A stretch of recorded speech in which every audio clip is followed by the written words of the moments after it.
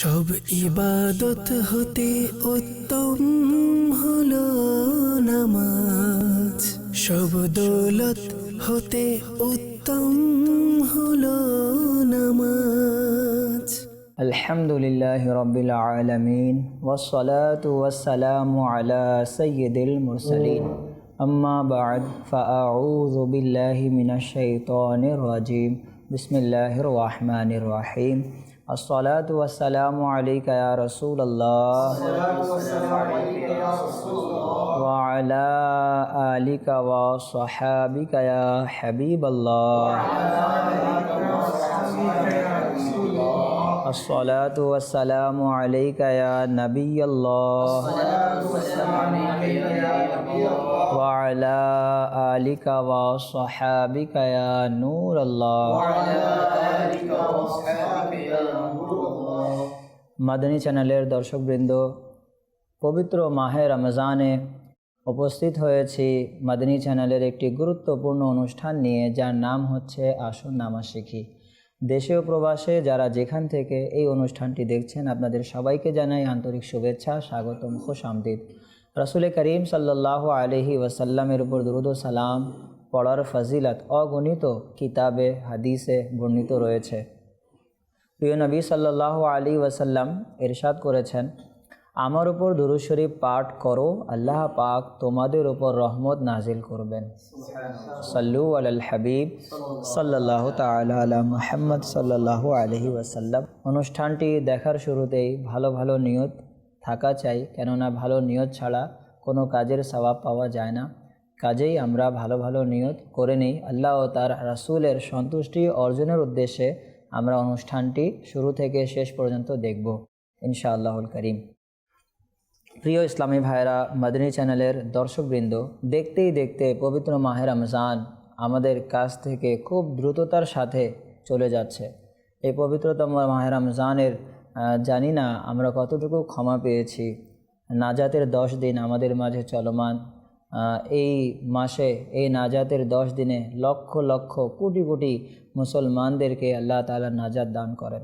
আমরা জানি না সেই লিস্টে, সেই তালিকায় আমরা অন্তর্ভুক্ত হতে পেরেছি কি না। আল্লাহ তাআলার কাছে দোয়া যে আল্লাহ পাক যাদেরকে কবুল করেছেন, যাদেরকে নাজাত দান করেছেন, তাদের ওসিলা আল্লাহ পাক আমাদেরকেও যাতে নাজাতের মধ্যে শামিল করে নিন, আমিন। হযরতে সাইয়্যিদুনা দাউদ আলা নবিয়িনা ওয়া আলাইহি সালাতু ওয়াসসালাম এর কাছে এক ব্যক্তি বসা ছিলেন। ইতিমধ্যে মালাকুল মউত আলাইহি সালাতু ওয়াসসালাম কাছে এসে ওই ব্যক্তিকে চোখ ডাঙ্গিয়ে দেখলেন, চোখ বড় করে দেখলেন। ওই ব্যক্তি হযরতে দাউদ আলাইহি সালাতু ওয়াসসালামকে জিজ্ঞাসা করলো যে হুজুর, ইনি কে? তিনি বলেন, ইনি হচ্ছেন মালাকুল মউত আলাইহিস সালাম। মালাকুল মউত আলাইহিস সালাতু ওয়াসসালামকে দাউদ আলাইহিস সালাম জিজ্ঞাসা করলেন, আপনি তাকে চোখ ডাঙ্গিয়ে দেখছিলেন কেন? তো মালাকুল মউত আলাইহিস সালাম বললেন যে হে আল্লাহর নবী, ইনার জীবনের আর মাত্র 3 দিন বাকি আছে। কত দিন?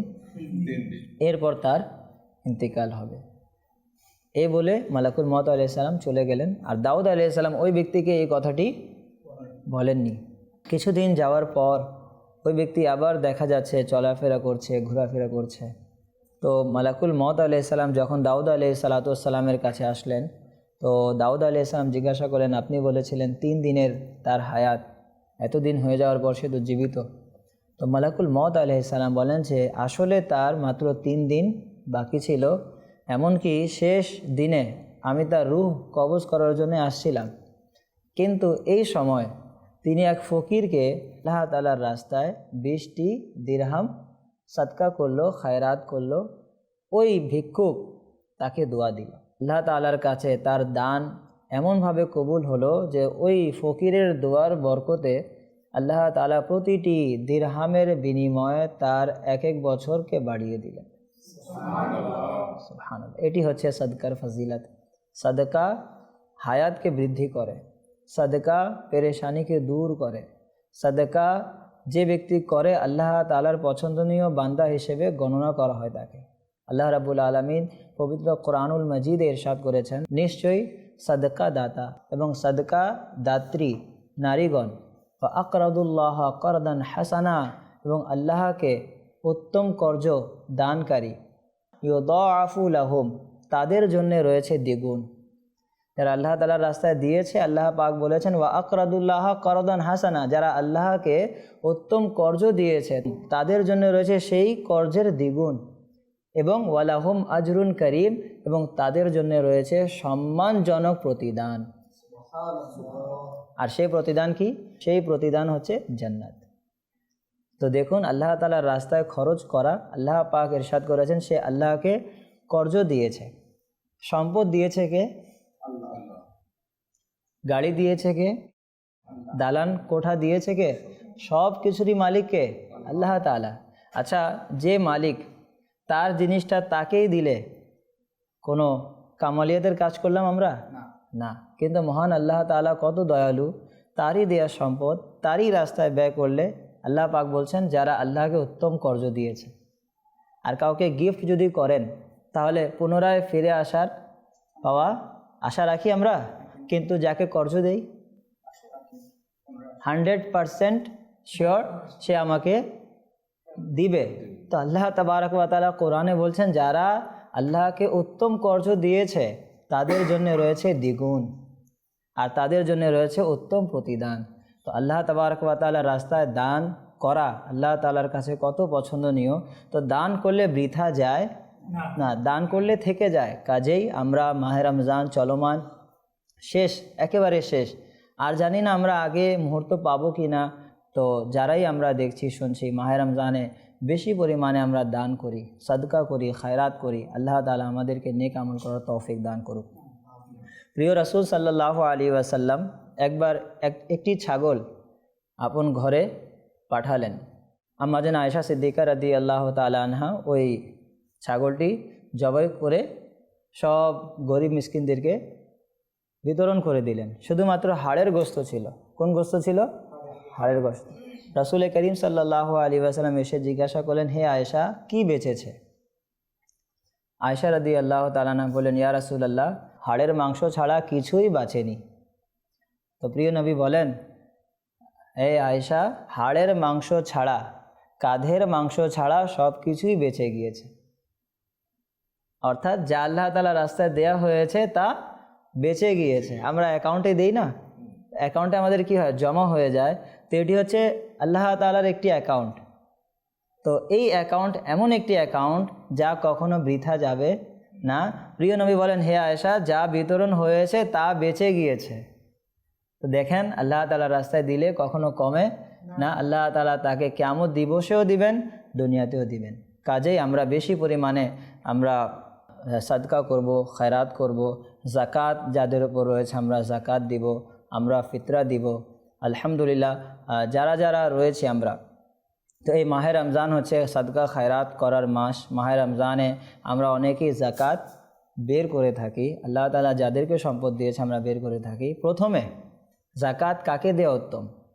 আমরা দেখব যে আমাদের আত্মীয় স্বজনদের মধ্যে হকদার কে, তাকে দেয়া। কাকে দেয়া? আত্মীয় স্বজনদের মধ্যে যে হকদার তাকে দেয়া। আর উত্তম সাদকা কোনটি?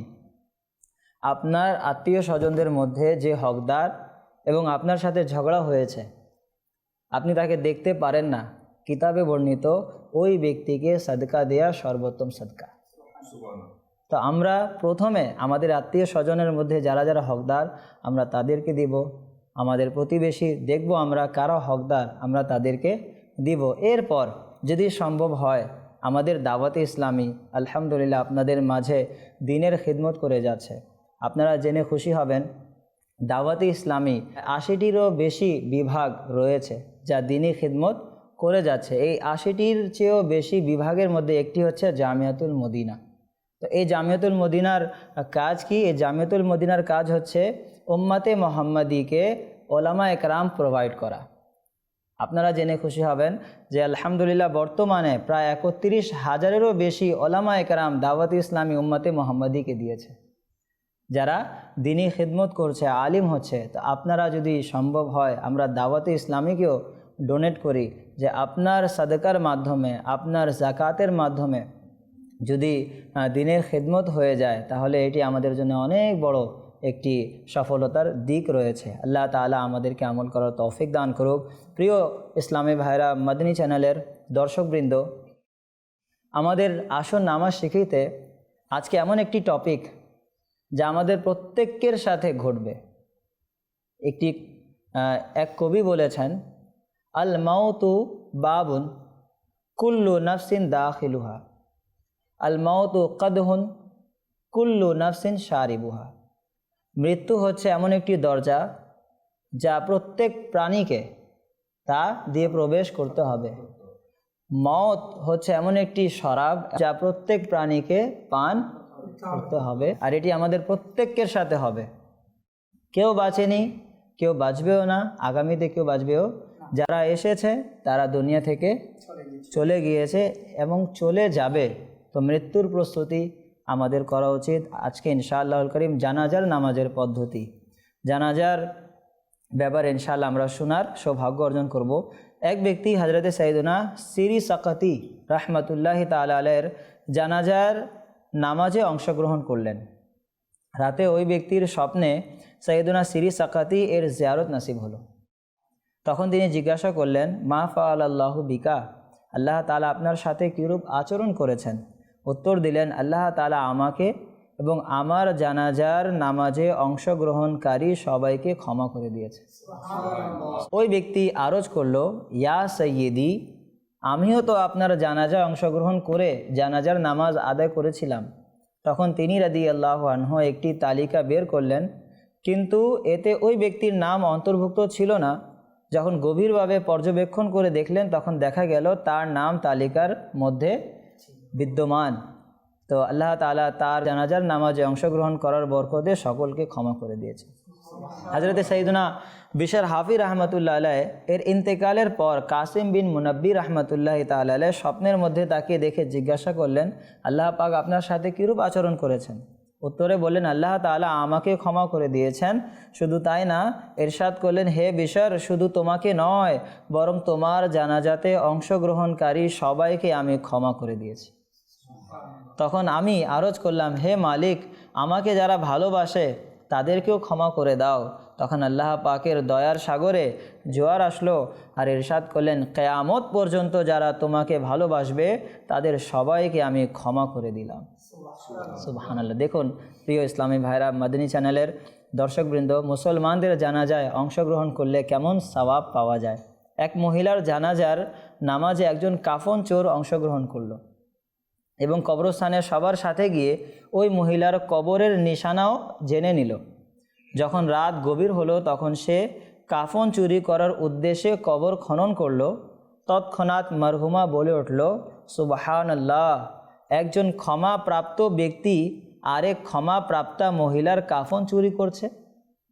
শোনো, আল্লাহ তাআলা আমাকেও ক্ষমা করে দিয়েছেন এবং আমার জানাজার নামাজে অংশগ্রহণকারী সবাইকে ক্ষমা করে দিয়েছেন, আর তুমিও তাতে অংশগ্রহণ করেছিলে। এটা শুনে সে তৎক্ষণাৎ কবরে মাটি ঢেলে দিল এবং সত্য অন্তরে তওবা করে নিল।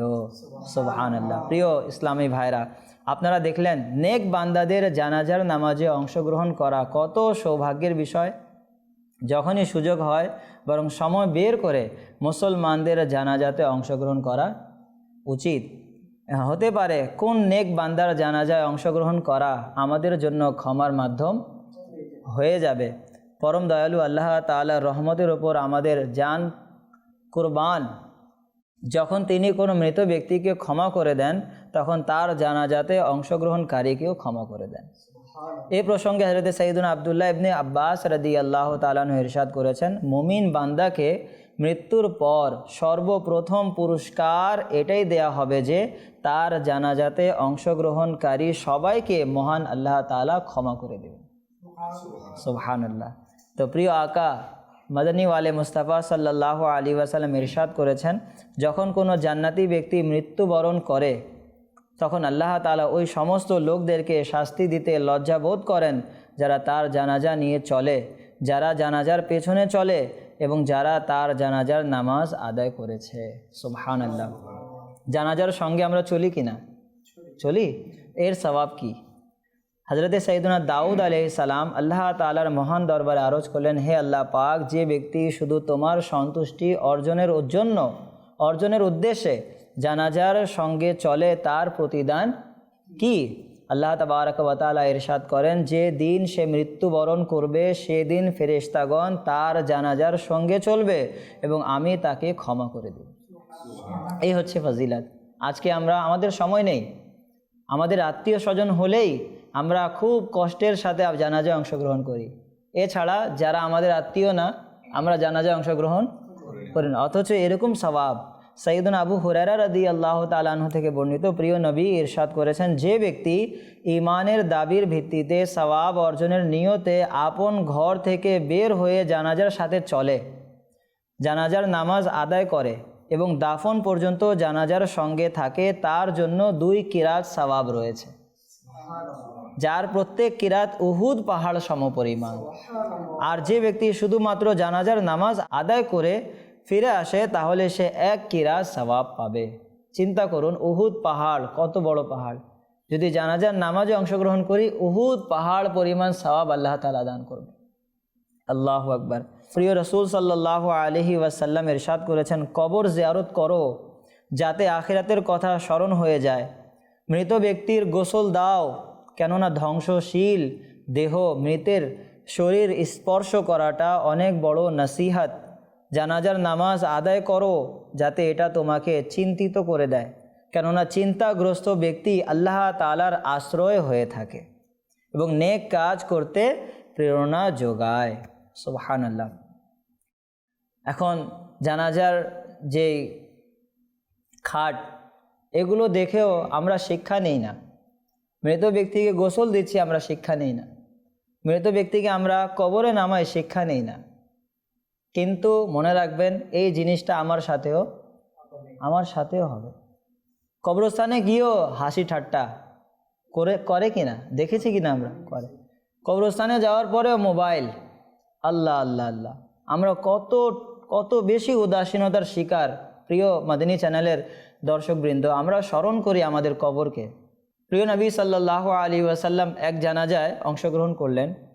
কবরস্থানে গিয়ে একটি কবরে এত বেশি কান্না করলেন, ওই মাটি একেবারে ভিজে গেল। এমন কান্না করলেন কেন? কবরকে স্মরণ করছেন। হযরত ওসমান গনি রাদিয়াল্লাহু তাআলা আনহু যখন কবরে আসতেন, কবরস্থানে যেতেন, কবরকে দেখে এত বেশি কান্না করতেন, তার দাড়ি মোবারক ভিজে যেত। লোকেরা জিজ্ঞাসা করলো, হে আমিরুল মুমিনিন, জাহান্নামের আলোচনা শুনে আপনি কাঁদেন না? হাসরের বয়ান শুনে আপনি কাঁদেন না? কবরকে দেখলে আপনি কেন এত কাঁদেন? ওসমান গনি রাদিয়াল্লাহু তাআলা আনহু বলেন যে এই জায়গাটি হচ্ছে প্রথম ঘাঁটি, এটি হচ্ছে প্রথম স্টেপ।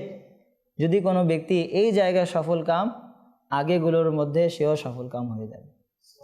আর যদি কোনো ব্যক্তি এই জায়গায় ফেল হয়ে যায়, তাহলে আগে গিয়ে সেও ফেল হবে। তো এই কবরের প্রস্তুতি আমাদের প্রত্যেকের নেওয়া উচিত। হযরতে সাইয়্যিদুনা মালিক বিন আনাস রাদিয়াল্লাহু তাআলা আনহুর ইন্তেকালের পর কেউ তাকে স্বপ্নে দেখে জিজ্ঞাসা করলো, আল্লাহ তাআলা আপনার সাথে কীরূপ আচরণ করেছেন?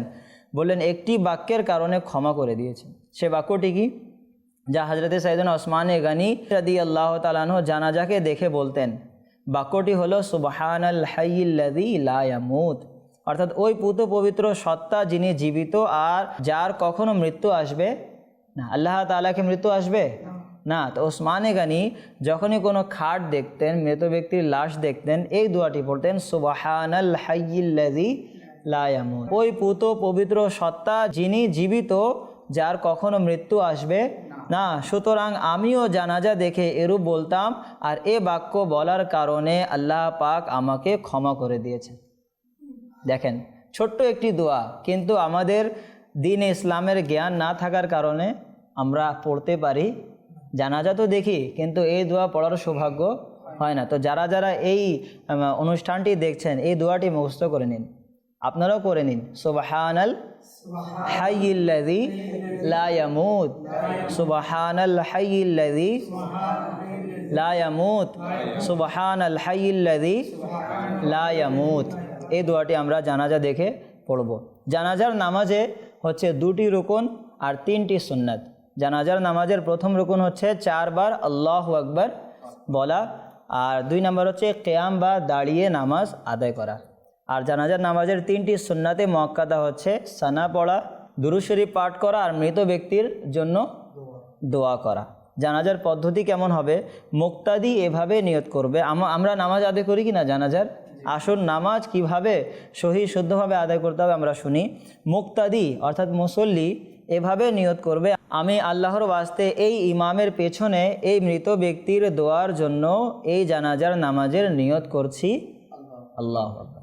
এবার মুক্তাদি ও ইমাম উভয় প্রথমে কান পর্যন্ত হাত উঠাবেন এবং আল্লাহু আকবার বলে দ্রুত নিয়ম অনুযায়ী নাভির নিচে হাত বেঁধে নেবেন এবং সানা পড়বেন, সুবহানাকাল্লাহুম্মা ওয়া বিহামদিকা ওয়া তাবারাকা ইসমুকা ওয়া তাআলা জাদ্দুকা। এরপর ওয়া জাল্লা সানাউকা ওয়া লা ইলাহা গায়রুকা পড়বেন।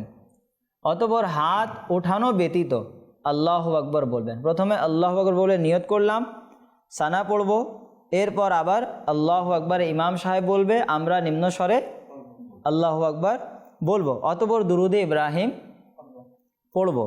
এরপর হাত না উঠিয়ে আবার আল্লাহু আকবার ইমাম সাহেব বলবেন, আমরাও আল্লাহু আকবার নিম্ন স্বরে বলবো। আর মৃত ব্যক্তির দোয়া, আল্লাহুম্মা গফির লি হাইয়িনা ওয়া মাইয়িতিনা ওয়া শাহিদিনা ওয়া গায়িবিনা ওয়া সগীরিনা ওয়া কাবীরিনা ওয়া যাকারিনা ওয়া উনসানা, আল্লাহুম্মা মান আহইয়াইতাহু মিন্না ফাআহইহি আলাল ইসলাম ওয়া মান তাওয়াফাইতাহু মিন্না ফাতাওয়াফাহু আলাল ঈমান।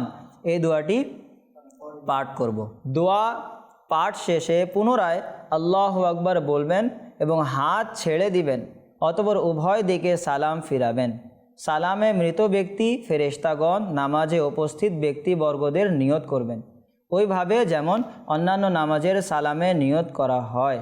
এখানে এতটুকু কথা বেশি যে মৃত ব্যক্তিরও নিয়ত করবেন। তো আমরা জানাজার নামাজে প্রথমে হাত উঠাবো, আল্লাহু আকবার বলে সানা পড়ব, আবার আল্লাহু আকবার বলে দুরুদ ইব্রাহিম, আবার আল্লাহু আকবার বলে মৃত ব্যক্তির দোয়া। আবার যখন আল্লাহু আকবার বলবে তো আল্লাহু আকবার নিম্ন স্বরে বলে যখন সালাম ইমাম সাহেব বলবে আসসালামু আলাইকুম ওয়া রাহমাতুল্লাহ, ওই সময় আমরা হাত বাঁধবো না।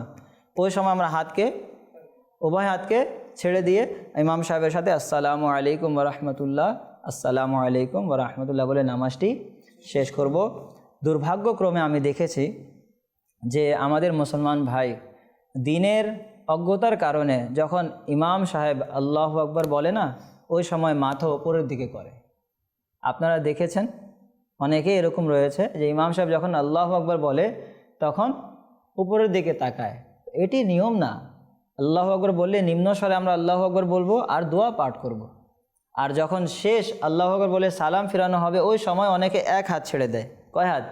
এক সালামের দিকে এক হাত, দ্বিতীয় সালামের দিকে আর এক হাত। মনে রাখবেন, যেখানে পড়তে হবে না, যেখানে কোনো কিছু পড়তে হবে না সেখানে হাত বাঁধা যাবে না। আমরা ঈদের নামাজ পড়ি, ঈদের নামাজে দেখবেন যখন অতিরিক্ত 6 তাকবীর দেওয়া হয় আমরা হাত বাঁধি, আল্লাহু আকবার বলে হাত ছেড়ে দেই। কেন?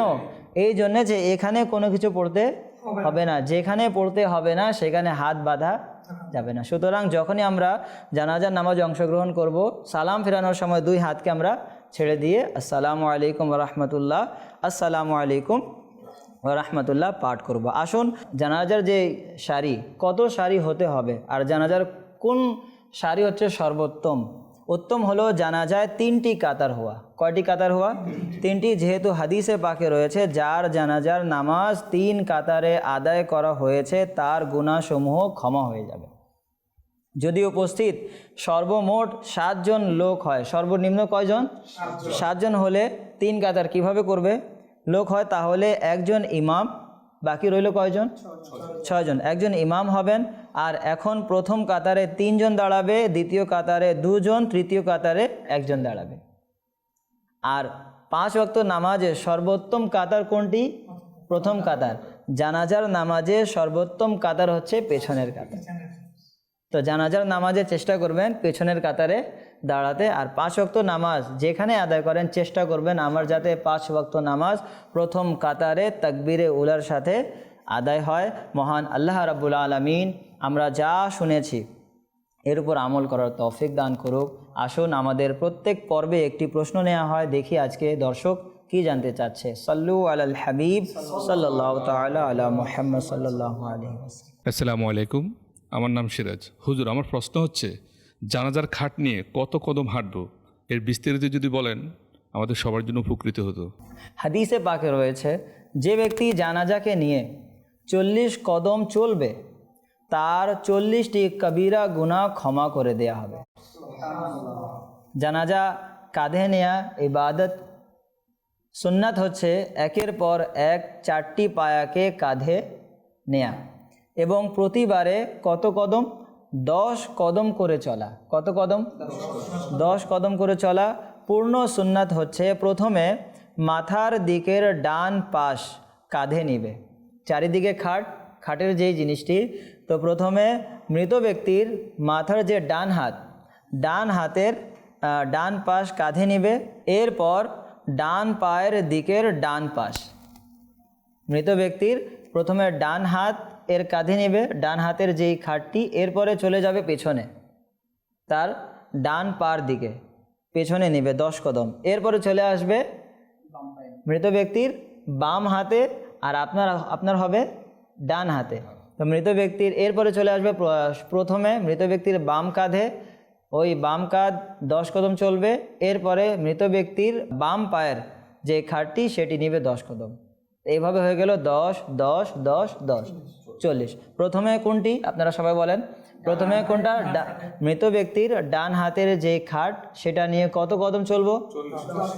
10 কদম। এরপরে পেছনে চলে আসবো মৃত ব্যক্তির ডান পায়ের খাটটি, সেটি নিব 10 কদম।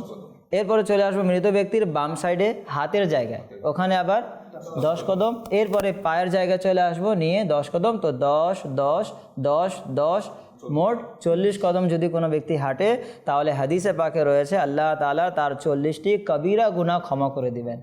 তো প্রিয় ইসলামী ভাইরা, মাদিনী চ্যানেলের দর্শকবৃন্দ, আমরা যেখানেই জানাজা দেখি না কেন, চেষ্টা করবেন, আমার আত্মীয় স্বজন হোক বা যে কেউ হোক, আমার মুসলমান ভাই তো রয়েছে না, আর যদি আমরা ওই জানাজা কাঁধে নেই, আমাদের উপকার কি? 40টি কবিরা গুনাহ ক্ষমা হয়ে যাবে। এটা কি সাধারণ কিছু? অনেক বড়। 40 কদম হাঁটতে কতক্ষণ? আমরা চেষ্টা করব যেখানেই দেখি এই আমলটি করি, আল্লাহ তাআলা 40টি কবিরা গুনাহ। সাল্লু আলাল হাবিব সাল্লাল্লাহু তাআলা আলা মুহাম্মদ সাল্লাল্লাহু আলাইহি ওয়াসাল্লাম। সব ইবাদত হতে উত্তম হলো নামাজ, সব দৌলত হতে উত্তম হলো নামাজ।